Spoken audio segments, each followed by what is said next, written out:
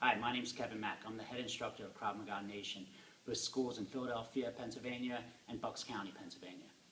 This is going to be a video highlighting some of the issues people tend to have with 360 instinctive outside defense. I'm not going to teach it from basic start to finish that I would teach it to a student or a beginner student. Just some principles I want to get into. But before I begin that, I want to just kind of mention my approach to teaching. My lineage in Krav Maga is Imi Lichtenfeld. Imi Lichtenfeld, the founder of Krav Maga, taught my instructor, Alan Feldman, in an attempt to make the first American Krav Maga instructors. He taught a course that graduated Darren Levine, Alan, of course, Rick Blitzstein. These were supposed to be the kind of forerunners of Krav Maga in the United States. So Alan had the privilege of training not only with Imi one-on-one, with all of Imi's top students. I've also had the advantage of training with a wide variety of Krav Maga instructors. I tried to train with the best, as well as my peers, the other black belts under Alan Feldman. In the past 30 years or so, Alan's only given out black belts to about 11 students. 3 of them train at my school. They teach at my school. They were my peers. We came up in the system. 2 of them also teach at the school, and they've been training since the 80s. So I've gotten to share in their knowledge and their experience as well. And as an instructor, perhaps everything I say or do may not be the same way your instructor says it. Or maybe Eyal Yanilov says something differently. Or Avi Moyal pronounces this a little differently. This is my experience from training with Alan. It is the experience and advice and little lessons I've learned with other instructors. Sometimes I explain things a certain way because I feel it helps a student progress. I've seen a lot of beginning students and I've seen what issues people have. Not everybody's as unique as they think they are. People make the most same basic mistakes. So when I talk about things, I like to stay with the concepts and the most basic common concepts that kind of apply to what I think are fundamental aspects of Krav Maga and the principles and why things work. There are certain reasons why these things actually work the way they do. And this video is going to be what makes 360 work. Everybody in every Krav Maga school in the world has done 360 defense, but I think people have weird ideas of what that is. Now, 360-degree defense is a name that we use to describe our defense to outside attacks. And I need to explain the difference between inside defenses and outside defense. This is how I approach it and the way I teach my students. If there is a tube shoulder to shoulder, and my hands are here in my outlet stance, anytime my hands go inside to do that defense, it is an inside defense. You can also think of it as if the attack is coming in there within that tube, you need to do an inside defense. So if the punch is coming straight in, like a straight punch, that's an inside attack. It requires an inside defense. If the attack is coming from outside that tube, it's an outside attack. It requires an outside defense. It applies to kicks as well. You can use shin blocks, redirections with your lead leg. All attacks are inside attacks and outside attacks. But the way we define inside defenses and outside defenses is based on where your hands end up. So if he throws a straight jab at me, my hand goes from the outside and it goes inside. So it's on the line of that tube, but it's going within the width of the shoulder. Outside defense, the attack is coming from outside and the hand is going from the inside to the outside to defend it.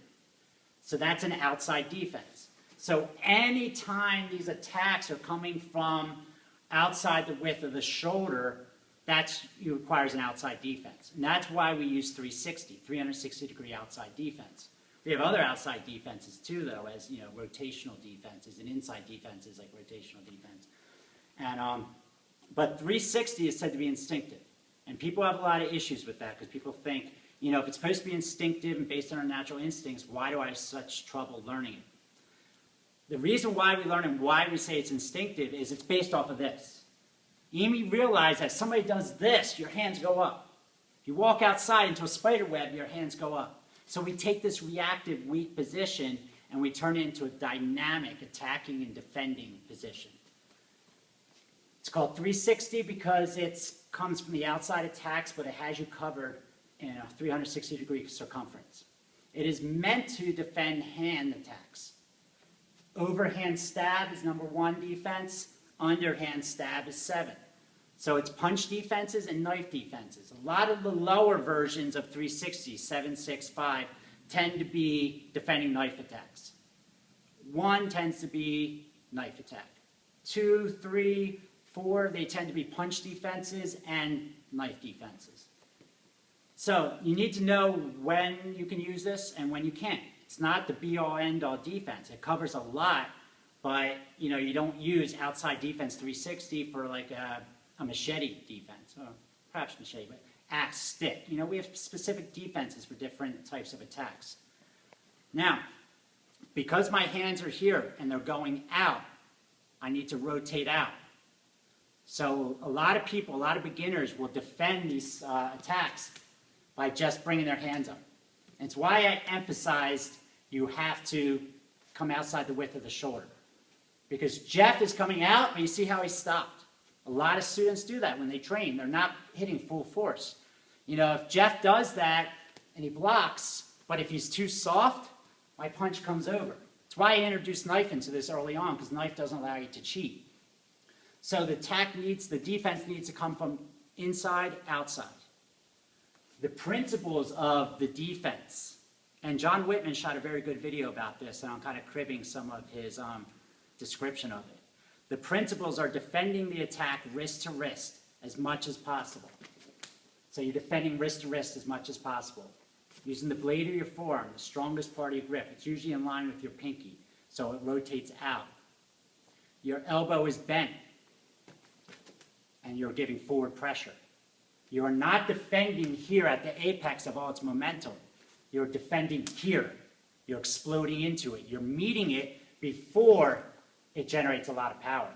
And we'll explain a little bit more about that later. But the pressure should be felt on him. It should never be just soft. I shouldn't just be going like this. And it's why a lot of the Israelis will show you to spread your fingers out, flay your fingers out when you do this. It makes it dynamic, it makes it a pop, but if you lay your hand on your top of your forearm and you just flay your fingers out, you feel how it tightens. All right? It's what makes it a dynamic popping motion, especially with your counterattack. If you're just soft, you're not going to be able to defend and stop real momentum that's being driven with your attack. So it needs to come out, it needs to be solid. But the elbow needs to be bent. You can't allow a gap. You can't straighten your arm. You can't let go of the pressure before the attack is slowed down. So if Jeff's here and I'm putting pressure on him, I should be able to almost cover all the positions with still maintaining forward pressure on him, driving into him. You're not allowing him to come down on all that momentum. You're meeting it, as I said. But you're also not overextending. I don't want to see people stretching out to reach it. It's a simultaneous bursting motion. So the relative structure that you have is solid. This is a frame. It's perfect structure. If Jeff pushes me here, back my hand here, he collapses the arm. The meaty part of the arm, it collapses. Here, this frame, this elbow pointing to your shoulder, driving in, allows your posture and your structure to be strong. So that principles of elbow, wrist to wrist, forward pressure, that's the defense. Every time you throw 360, that just stops the initial attack. It requires simultaneous defense. Simultaneous defense ends the attack. This just delays the inevitable of other shots coming. But what are we doing to defend against the attack? Some instructors like to step away, back up. I don't like that because you have to know the structure of the attack. The momentum, and we'll switch here. The momentum of the attack is being driven by his shoulder and stepping forward with that. So his punch is weak here, much like a stick attack, which is why we like to get inside on stick attacks. It's strong here, it's strong here, and now it's even stronger. I equate it to running next to a train that starts to gain momentum. At a certain point, you'll be able to jump on that train. At a later point, you're just never going to make it. Same thing here. I can try to bring this out. I'm never going to make it. His power is too strong. So I anticipate it, and I burst in. You're bursting into that attack so that he's now on the retreat. And he now has not just the defense of your hand blocking. He also has a punch to the face, and you're driving in, driving that arm back. If this is a knife attack, it becomes very necessary to drive that hand back, to transition from this kind of blocking position to a strong grip here, past the line of his shoulder, past the hemisphere here.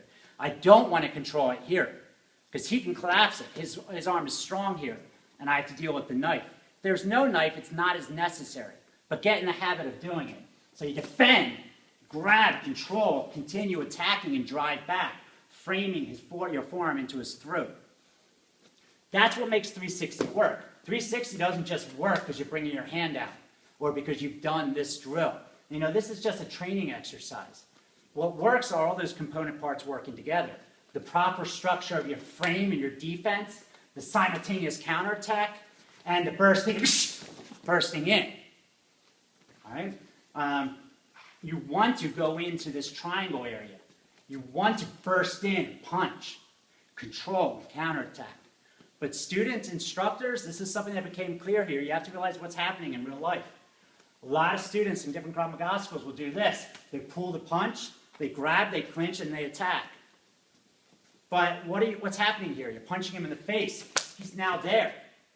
People don't train to clinch and close the distance. So as students, you have to train to do that. You have to defend, push him back, and close the distance, and clinch him, and grab. Because if somebody punches somebody in the face, they're going back. So train for that. He punches, defend, and attack. Make your defense an offense, all right? It is this.